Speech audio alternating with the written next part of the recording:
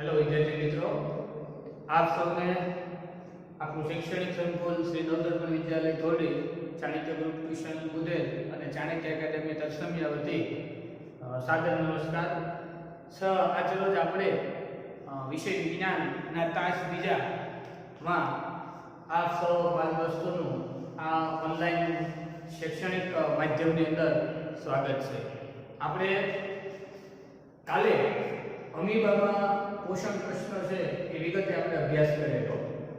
આજ રોજ આપણે આવો જ જૈવિક ક્રિયાઓ, જે આપણો 6 નંબરનો પાઠ છે જૈવિક ક્રિયાઓ, એમાં 4 ગુણો બોર્ડની પરીક્ષાની અંદર પૂછાતો જે પ્રશ્ન છે એ પ્રશ્ન વિશે આજે આપણે વિગતે માહિતી મેળવીશું. જે છે પોષણ એટલે શું, પોષણ પદ્ધતિના પ્રકારો વિગતે સમજાવો, 4 ગુણ. આ સિવાય મિત્રો આ પાઠની અંદરથી આપણને ખ્યાલ છે જૈવિક ક્રિયાઓ કે કુલ 6 ગુણનો પાઠ છે. એમાં એક પ્રશ્ન 4 ગુણનો પૂછવામાં આવે છે અને એક પ્રશ્ન 2 ગુણનો પૂછવામાં આવે છે. તો પોષણ પદ્ધતિના પ્રકારો જો સવિસ્તૃત પ્રશ્ન પૂછાય તો એ પ્રશ્ન છે એ આપણે 4 ગુણમાં પૂછવામાં આવતો હોય છે. પરંતુ ઘણી વખત એવું પૂછવામાં આવે કે તેના મુખ્ય 2 પ્રકારોનો તફાવત સમજાવો, તો એ પ્રશ્ન 2 ગુણમાં હોય છે. એટલે આનો પ્રશ્નનો તફાવત સ્વરૂપે પૂછાય તો બોર્ડની પરીક્ષાની અંદર ફક્ત ને ફક્ત 2 ગુણમાં આપણે એનો તફાવત છે એ 2 ગુણની અંદર વ્યવસ્થિત લખવાનો હોય.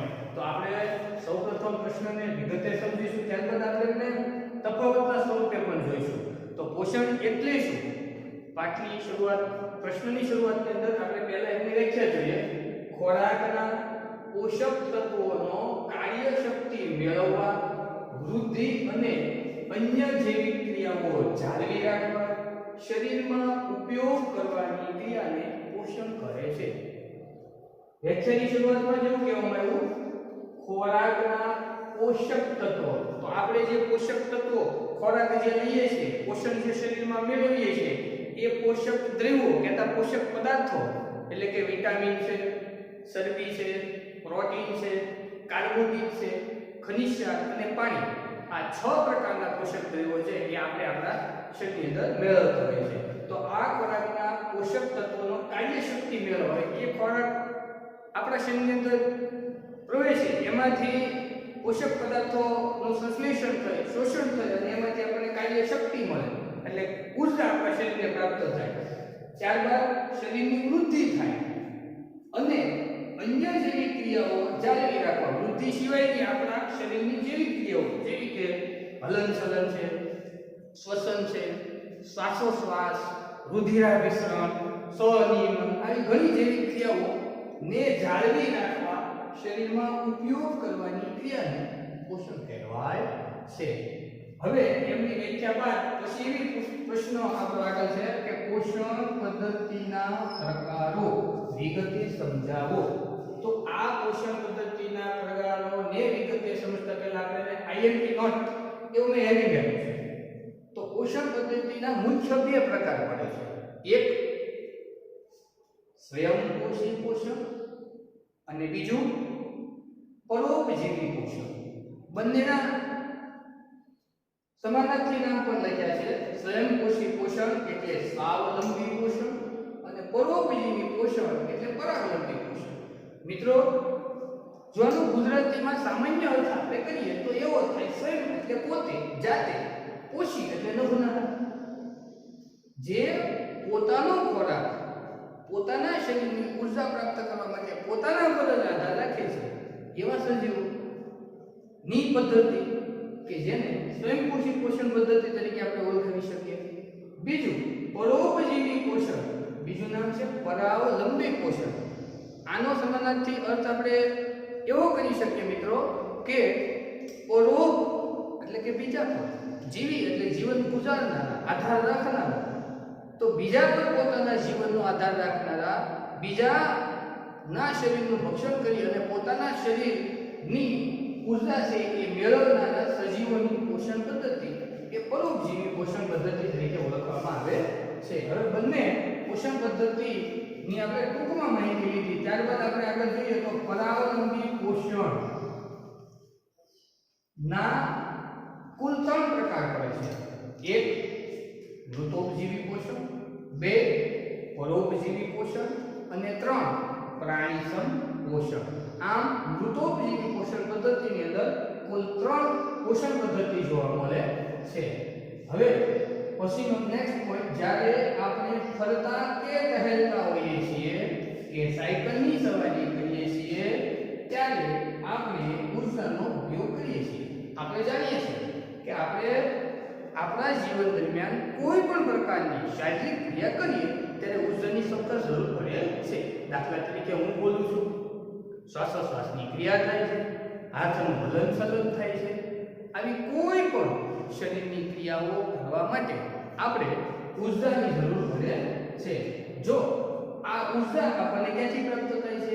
આપણે ઉપર વાત કરીએ એમ પોષક તત્વોમાંથી. આપણે જે 6 પ્રકારના પોષક તત્વો ખોરાકની અંદર જે ગ્રહણ કરીએ છીએ, વિટામિન, ચરબી, કાર્બોહાઈડ્રેટ, પ્રોટીન, ખનિજ અને પાણી, આમાંથી આપણા શરીરને એનર્જી પ્રાપ્ત થાય છે અને એના આધારે આપણે કોઈ પણ કાર્ય છે એ કરી શકીએ છીએ. તો ઉર્જાનો ઉપયોગ કરીએ છીએ એ સ્થિતિમાં પણ જ્યારે આપણે કોઈ આભાસી ક્રિયા કે પ્રવૃત્તિ કરતા નથી ત્યારે આપણા શરીરમાં ક્રમાનુસારની પરિસ્થિતિને રક્ષણ કરવા માટેની ઉર્જાની આવશ્યકતા હોય છે. હવે દાખલા તરીકે હલનચલન સિવાયની સામાન્ય સ્થિતિમાં આપણે સૂતા હોઈએ તો આપણા શરીરની અંદર સામાન્યતઃ શ્વાસોશ્વાસની ક્રિયા, રુધિરાભિસરણ તંત્રની ક્રિયા શરૂ હોય કે જે આપણે નરી વાસ્તવિકતામાં જોઈ ન શકીએ. તો આપણે એવું ન માની શકીએ કે આપણા શરીરની અંદર ઉર્જાની જરૂર છે એ ક્રિયા કરવા માટે પડતી નથી. તો આપણે ન્યૂનતમ કે જ્યારે આપણે સામાન્ય સ્થિતિમાં સૂતા હોઈએ, સમતોલન સ્થિતિમાં, તો એવા સમયે પણ આપણે ઉર્જાની જરૂરિયાત હોય છે અને વૃદ્ધિ, વિકાસ, પ્રોટીન સંશ્લેષણ વગેરેમાં આપણા શરીરને બહારથી પણ પદાર્થોની જરૂરિયાત હોય છે. આ ઉર્જાના સ્ત્રોત અને પદાર્થ જે આપણે જમીએ છીએ તે ખોરાક કે આહાર છે. હવે આપણે જે પણ ઉર્જાના પદાર્થો જમીએ છીએ, કે પછી શાકાહારી પદાર્થો હોય કે માંસાહારી પદાર્થો હોય, આપણે જાણીએ છીએ મનુષ્ય છે એ એવું સજીવ છે, મિશ્રાહારી સજીવ છે. એટલે કોઈ પણ પ્રકારના આપણે પદાર્થ લેતા હોઈએ એ પદાર્થો લેવા માટે આપણે ત્યારે એમનો પદાર્થ શરીરની અંદર લઈ અને ઉપયોગ કરીએ તો જ આપણને શરીરની અંદર છે એ પોષક તત્વો છે એ પૂરતા પ્રમાણમાં પ્રાપ્ત થાય છે. હવે આપણે સ્વાવલંબી પોષણ પદ્ધતિના પહેલા પ્રકાર વિશે વિગતે માહિતી લઈશું. તો સ્વાવલંબી પોષણ સ્વયંપોષી સજીવની કાર્બન અને ઉર્જાની જરૂરિયાતો પ્રકાશ સંશ્લેષણ દ્વારા પૂરી થાય છે. ખૂબ સરસ મજાની વાત કરવામાં આવી છે. આ તે ક્રિયા છે જેમાં સ્વયંપોષી સજીવે બહારથી લીધેલા પદાર્થોને ઉર્જા સંચિત સ્વરૂપમાં પરિવર્તિત કરી નાખે છે. આપણે વાત કરીએ કે સ્વયં પોષી સજીવ, બીજું નામ સ્વાવલંબી પોષણ, કે જે સજીવ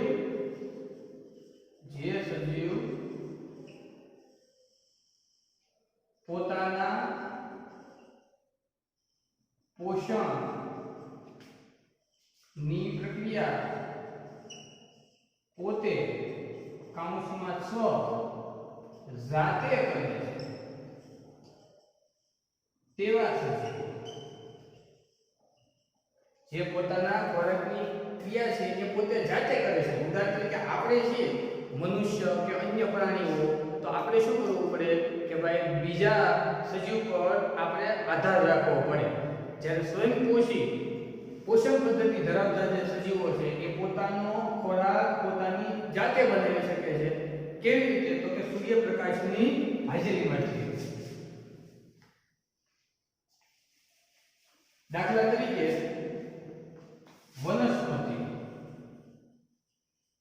વનસ્પતિ આપણે ઉદાહરણ લઈએ તો સૂર્યપ્રકાશ જે હોય છે, સૂર્યનો પ્રકાશ, આ સૂર્યપ્રકાશમાંથી પૃથ્વી પર રહેલી જે વૃક્ષો, વનસ્પતિઓ છે એ સૂર્યપ્રકાશમાંથી પસાર થતા કિરણો એ સીધા એમની પર પડે અને એમાંથી એ પોતાનો ખોરાક બનાવી શકે. તો સૂર્યના કિરણોમાંથી નીકળતી ઉર્જા એ વનસ્પતિ ઉપયોગ કરી અને પોતાનો ખોરાક પોતાની જાતે બનાવે. તો વનસ્પતિ છે એ સ્વાવલંબી પોષણનું મહત્વનું ઉદાહરણ આપણી પાસે છે. હવે આ ખોરાક કેવી રીતે બનતો હશે? તો કે વનસ્પતિ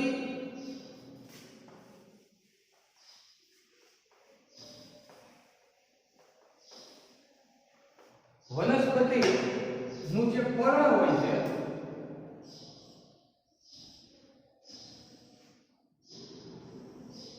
વનસ્પતિનું પર્ણ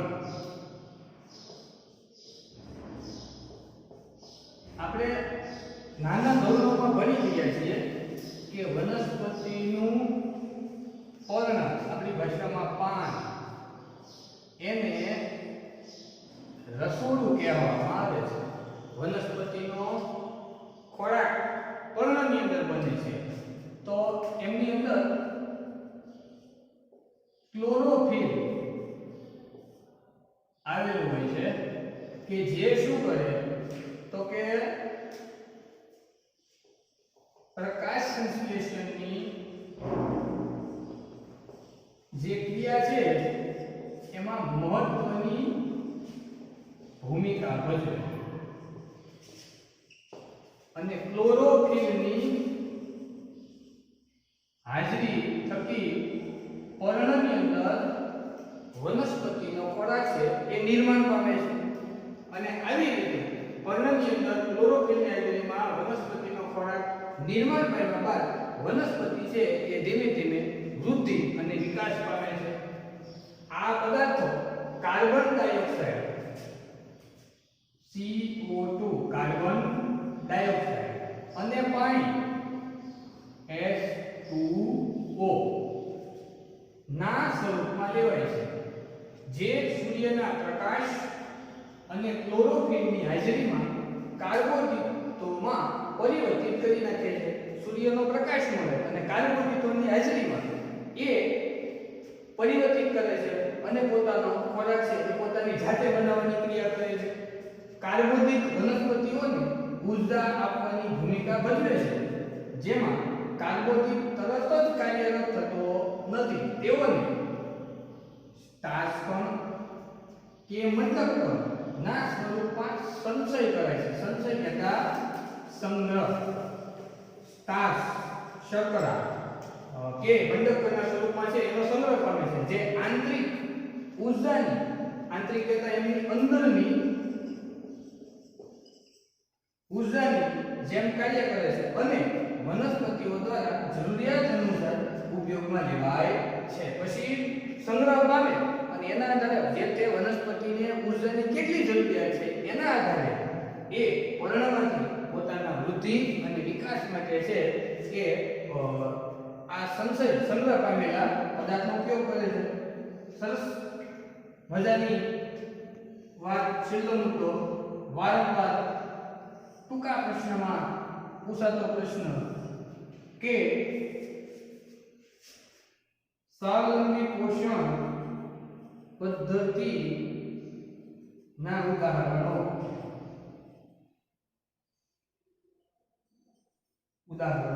સ્વાવલંબી પોષણ પદ્ધતિના ઉદાહરણો: 1.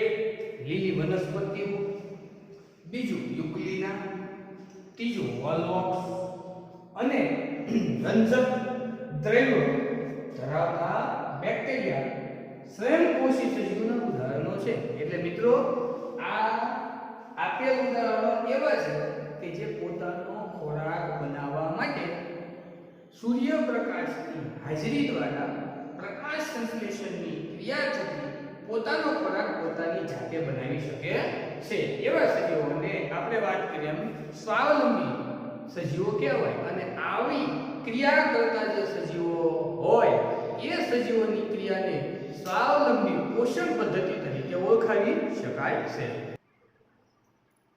વિષમપોષી પોષણ પોષણ પદ્ધતિનો બીજો પ્રકાર વિષમપોષી પોષણ મેળવતા સજીવો વનસ્પતિ અને પ્રાણીજન્ય ઘટકોમાંથી અકાર્બનિક દ્રવ્યોને ગ્રહણ કરી તેનું પાચન કરી ઉર્જા મેળવતા હોય છે.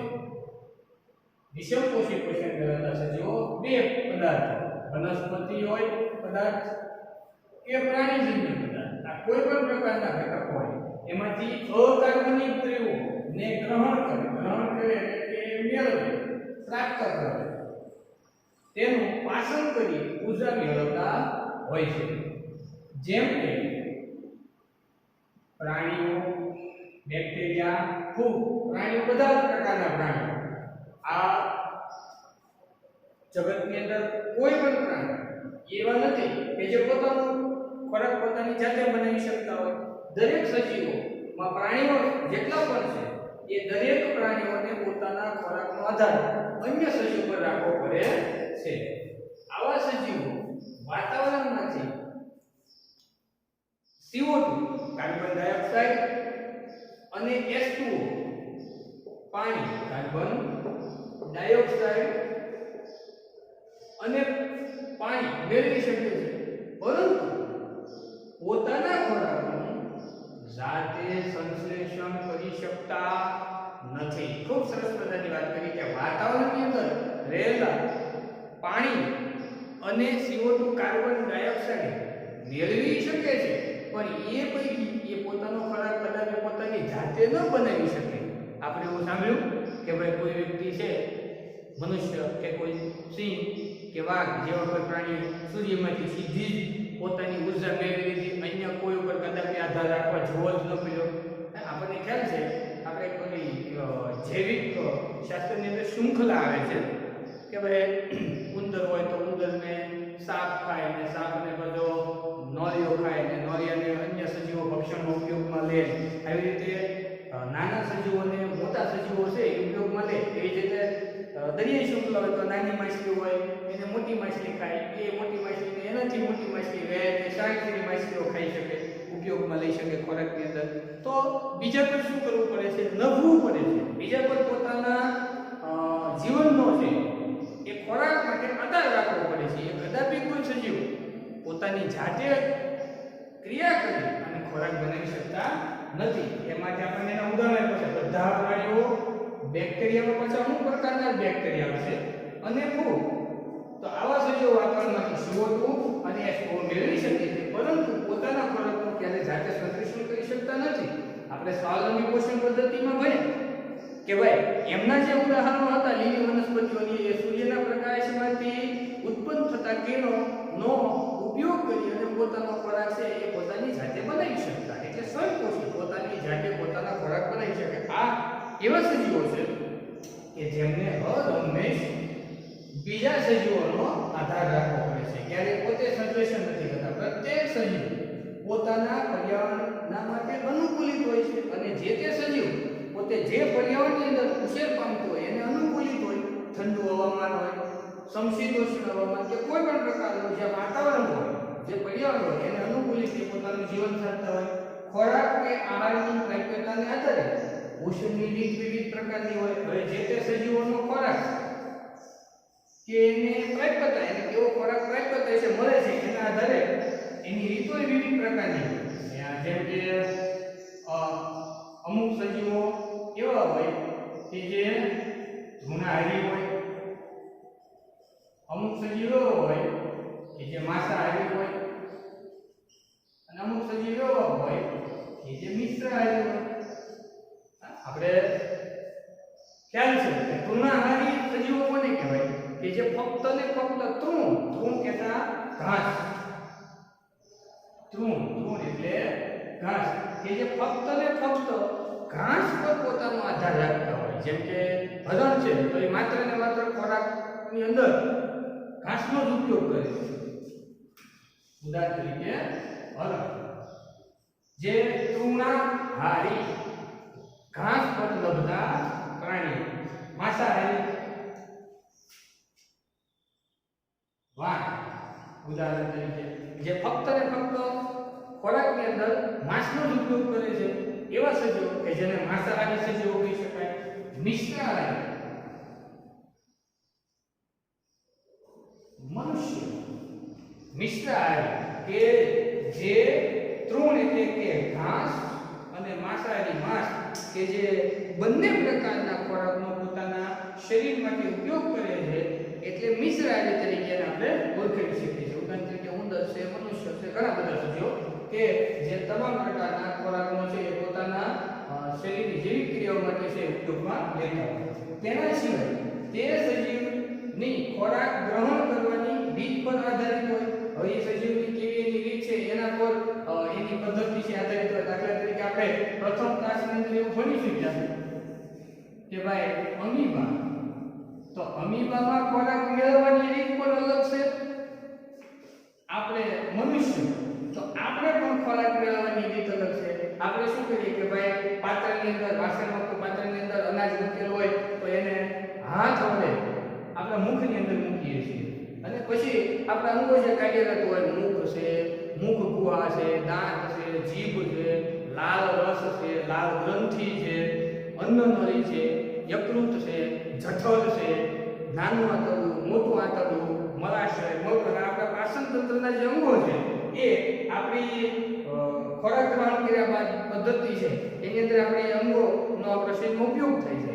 તો દરેક સજીવની ખોરાક મેળવવાની રીત પણ અલગ અલગ હોય. હવે આપણે ભાઈ અમીબા, તો અમીબા છે તો એ તો ભાઈ સ્વાભાવિક છે કે પોતાની જ્યારે ખોરાક મેળવવાની ઈચ્છા થાય છે ત્યારે કૂટપાટ એટલે ખોટા પગો ધારણ કરી શકે છે. એટલે તેના સિવાય તે સજીવની ખોરાક ગ્રહણ કરવાની, ગ્રહણ આપણે પહેલા જ લખ્યું, ગ્રહણ કહેતા ખોરાક પ્રાપ્ત કરવો, ખોરાક મેળવવાની રીત પર આધાર રાખતા હોય છે. ઉદાહરણ તરીકે જો ખોરાકનો સ્ત્રોત અસલ છે જેમ કે ઘાસ અથવા ગતિશીલ છે જેમ કે હરણ, અસલ છે તે એક જગ્યાએ સ્થાયી છે, ઘાસ એક જગ્યાએ સ્થાયી છે, એના પર નમતા જે સજીવ હોય એ ઘાસ છે એ પોતાના તૃણાહારી સજીવો ઉપયોગમાં લઈ શકે છે, એ નમતા અસલ છે, એક જગ્યાએ સ્થાયી છે. ઉપરાંત ગતિશીલ છે જેમ કે હરણને કોઈ અન્ય પ્રાણીનો શિકાર કરવા માટે જાય, એનું ભક્ષણ કરવા માટે જાય, સિંહ, વાઘ, ચિત્તા જેવા હિંસક જંગલી પ્રાણીઓ, તો એ દોડવા લાગે એટલે ગતિશીલ જેમ કે હરણ. આ બંને પ્રકારના ખોરાકના અભિગમની રીત ભિન્ન ભિન્ન છે અને વળી બંનેના અભિગમની રીતો છે એ પણ કઈ જુદી હોય છે. જેમ કે અસલ અને ગતિશીલ. અસલમાં આપણે જોયું કે પોષણ પદાર્થ ઘાસ અને ગતિશીલ હતું હરણ, તો કે ભાઈ એના અભિગમની રીત પણ અલગ છે. તો ગાય છે એ અસલ પદાર્થ એટલે કે ઘાસ નો ઉપયોગ કરશે અને વાઘ છે એ ગતિશીલ એટલે કે હરણ નો ઉપયોગ કરશે. તો આમ વિભિન્ન પોષણ ઉપકરણનો ઉપયોગ કરે છે. વિભિન્ન કહેતા જુદા જુદા, બંનેના પોષણ ઉપકરણ કહેતા પદાર્થ સાધનો પણ કેવા છે, અલગ અલગ છે. એક ઘાસનો ઉપયોગ કરે છે અને હરણનો ઉપયોગ કરે છે. તો કે ગાય છે એ તૃણાહારી છે અને વાઘ છે એ માંસાહારી છે. સજીવો દ્વારા ખોરાક ગ્રહણ કરવાની અને તેના ઉપયોગની અનેક પ્રયુક્તિઓ છે. કેટલાક મૃતોપજીવી પોષણ, હવે આપણે વાત કરીએ વિષમપોષી પોષણના 3 પ્રકારો. તો વિષમપોષી પોષણના જે 3 પ્રકારો છે એમની અંદર પહેલું છે મૃતોપજીવી પોષણ, બીજો પ્રકાર છે પ્રાણીસમ પોષણ અને ત્રીજો પ્રકાર છે પરોપજીવી સજીવો એટલે પરોપજીવી પોષણ પદ્ધતિ. તો મૃતોપજીવી પોષણ મેળવનાર સજીવો પોષક પદાર્થોનું વિઘટન શરીરની બહાર કરે છે અને ત્યારે તેનું શોષણ કરે છે. તેઓ સડતા કે મૃત કાર્બનિક પદાર્થોમાંથી પોષણ મેળવે છે. જો નામ કેવું છે, મૃતોપજીવી. મૃતો એટલે મૃત ઉપર જીવન ગુજારનારા, મૃતોપજીવી મૃત ઉપર, જે મૃત કહેતા નાશ પામેલા છે એવા સજીવો પર આધાર રાખે છે. સડતા કે મૃત કાર્બનિક પદાર્થોમાંથી પોષણ મેળવે છે. બ્રેડ, મોલ્ડ, તંતુમય, ઈસ્ટ અને મશરૂમ વગેરે ફૂગના આ મૃતોપજીવી પોષણના ઉદાહરણો છે. અન્ય પ્રાણી સંપોષણ મેળવતા સજીવો ભોજ્ય પદાર્થનું અંતઃગ્રહણ કરે છે અને તેનું પાચન કરવાની રીત તેમના શરીરની સંરચના અને કાર્ય પદ્ધતિ પર નિર્ભર કરે છે. ઘાસ, ફળ, કીટક, માછલી કે મરેલા સસલાને ખાનારા પ્રાણીઓમાં રહેલી ભિન્નતા આપણે જોઈ શકીએ છીએ. ઘાસ ખાનારા હોય, માછલી ખાનારા હોય, ફળ ખાનારા હોય, કીટકો ખાનારા હોય કે મરેલા સસલાને ખાનારા પ્રાણીઓ, આ દરેકની પોષણની પદ્ધતિ છે એ પણ કેવી હોય છે તો કે ભિન્નતા અલગ અલગ ધરાવતી હોય. એની સંરચના પણ જુદી હોય એ પણ આપણે જોઈએ છીએ. કેટલાક પરોપજીવી સજીવો કે જે બીજા પર આધાર રાખે છે, નિર્ભર રહે છે. કેટલાક પરોપજીવી સજીવો વનસ્પતિઓ અને પ્રાણીઓને મારી નાખ્યા વગર તેમનામાંથી પોષણ પ્રાપ્ત કરે છે. આ પોષણની રીત અમરવેલ, ઓર્કિડ, ઉધઈ, જૂ, જલોગ અને પટ્ટીકૃમિ જેવા ઘણા બધા સજીવો દ્વારા દર્શાવાય છે. જો જે પરોપજીવી સજીવો વનસ્પતિઓ અને પ્રાણીઓ બંનેનો સમાવેશ છે. વનસ્પતિઓ અને પ્રાણીઓને મારી નાખ્યા વગર, એના મારી નાખ્યા વગર એને સીધા જ પોષણ તરીકે ઉપયોગમાં કરે એ બીજા પર નભે છે. દાખલા તરીકે પટ્ટીકૃમિ છે જૂ. જૂ કહેતા આપણી ભાષામાં આપણે ટોલો જે બોલીએ છીએ, જળો, ઉધઈ, ઓર્કિડ, અમરવેલ, પટ્ટીકૃમિ, આના સિવાય કરમિયા પણ એક ઉદાહરણ લઈ શકે. કરમિયા આ બધા સજીવો કેવા છે કે જે બીજા શરીર પર આધાર રાખે છે, એના શરીરની અંદરથી એ પોષણ મેળવે છે. દાખલા તરીકે આપણા ઉદરની અંદર પણ અન્ય સજીવો છે એ રહેલા હોય, એ આપણા લીધેલા ખોરાક ઉપર છે એ નભતા હોય છે.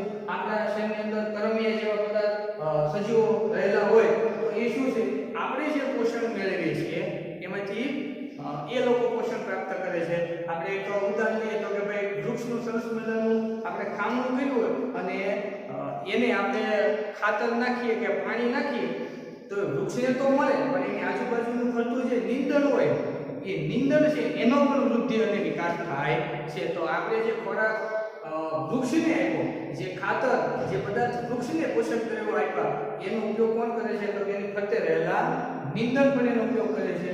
એટલે આપણે એ નીંદણને શું કરીએ, ઘણીવાર સમયાંતરે દૂર કરીએ, કાઢી નાખીએ છીએ. તો એવી જ રીતે આ જે સજીવો છે એ અન્ય સજીવો પર પોતાના ખોરાકનો આધાર રાખે છે. તો આમ વિષમપોષી પોષણ પદ્ધતિની અંદર કુલ 3 પ્રકારની પોષણ પદ્ધતિ છે. પ્રાણી પોષણ પદ્ધતિ, પરોપજીવી પોષણ પદ્ધતિ અને મૃતોપજીવી પોષણ પદ્ધતિ સાથે આપણે અમીબા ની પોષણ પદ્ધતિ જે પહેલા ભણ્યા હતા કે એમની અંદર ખોરાક લેવાની પદ્ધતિ અલગ હતી. તો આની અંદર દરેક સજીવો ના આપણે ઉદાહરણો જોઈએ, સ્વયંપોષી પોષણના અને વિષમપોષી પોષણના. તો એમના પણ ખોરાકની રીતો ભિન્ન ભિન્ન હોય છે. આવી રીતે તો આપણે પોષણ એટલે શું, પોષણ પદ્ધતિના જે પ્રકારો છે એની વિગતે આપણે આજે માહિતી મેળવી.